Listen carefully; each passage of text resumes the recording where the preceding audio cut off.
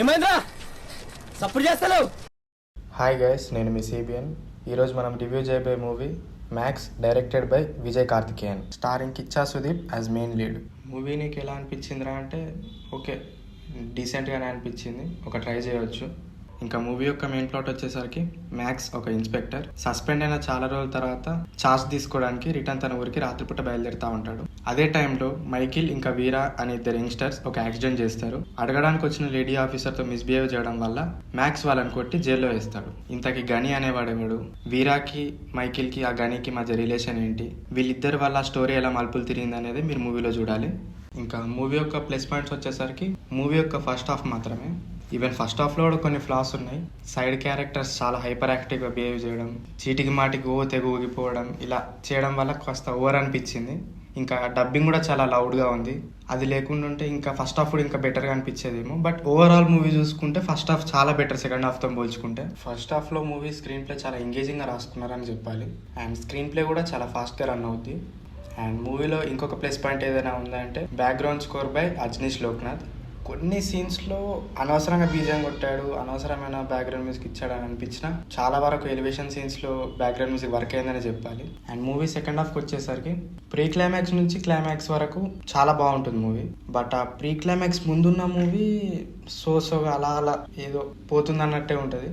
ఈ movie director యొక్క first movie అవ్వడం వల్ల నాకైతే పర్సనల్గా అనిపించింది స్టార్ హీరోని హ్యాండిల్ చేసే విధానం కానీ, మధ్యలో ఎలివేషన్ సీన్స్ని, ఫైట్ సీన్స్ని ఇరికించడం కానీ స్పష్టంగా కనిపించింది స్క్రీన్ పైన. అది లేకుండా స్టోరీ మంచి ఫ్లోలో వెళ్తున్నప్పుడే గ్రిప్పింగ్గా సీన్స్ స్క్రీన్ ప్లే రాసుకొని ఉంటే ఇంకా సెకండ్ హాఫ్ ఫస్ట్ హాఫ్ కన్నా బాగా నచ్చేదేమో నా ఫీలింగ్. అండ్ ఈ మూవీ చూస్తున్నంతసేపు మనం దసరా మూవీ చూస్తున్నప్పుడు అంతో కొంత రంగస్థలం మూవీతో కంపేర్ చేస్తాం చూడండి, సేమ్ ఇది కూడా అలాగే. ఈ మూవీ చూస్తున్నప్పుడు కూడా నాకు లోకేష్ కనగరాజ్ మూవీస్ లైక్ ఖైదీ ఇంకా విక్రమ్ గుర్తొచ్చాయి. డైరెక్టర్ చాలా వరకు ఆ వే ఆఫ్ స్టోరీ టెల్లింగ్ని చూస్ చేసుకున్నాడని చెప్పాలి. అండ్ ఈ మూవీ కూడా ఖైదీ మూవీలానే సింగిల్ నైట్లో జరుగుద్ది స్టోరీ మొత్తం.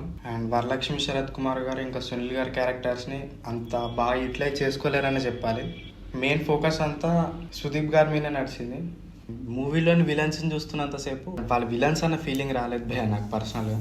వస్తారు, హీరోతో దెబ్బలు తింటారు, వెళ్తారు, ఇదే రిపీట్ అయింది సినిమా మొత్తం. అండ్ ఈ మూవీ పర్టికులర్గా మాస్ మసాలా కమర్షియల్ ఫిలిమ్స్ని ఎంకరేజ్ చేసే వాళ్ళు, ఆ మూవీస్ని బాగా ఇష్టపడి చూసే వాళ్ళకి నచ్చవచ్చు. బట్ లాజిక్లు వెతికి ఇది ఎందుకు ఇలా అవుతుందని క్వశ్చన్ చేసే వాళ్ళకి అంతగా నచ్చకపోవచ్చు భయ. And that's the review guys. ఈ మూవీ రివ్యూ ఓన్లీ నా పర్సనల్ ఒపీనియన్ మాత్రమే. ఆ మూవీలోని క్యాస్ట్ అండ్ క్రూని ఎవరిని ఉద్దేశించి మాత్రం కాదు. అండ్ ఈ మూవీని చూడడానికి మెయిన్ రీజన్ కూడా సోషల్ మీడియాలో ఈ మూవీకి ఉన్న హైప్ మాత్రమే. నేను ఈ మూవీ చూసినప్పుడు నాకు 0 హైప్ ఉండే, అంతో కొంత నచ్చుద్ది అనుకున్నా. బట్ సగం మాత్రమే సాటిస్ఫై అయ్యాను ఈ మూవీతో. అండ్ ఈ మూవీకి నేను ఇచ్చే CBN rating 6.5 out of 10. And final note, నా రివ్యూ కనుక మీకు నచ్చినట్టయితే లైక్ చేసి నా ఛానల్ సబ్స్క్రైబ్ చేసుకోండి. నెక్స్ట్ ఇకపై చాలా వీడియోస్ రాబోతున్నాయి. So stay tune. బాయ్.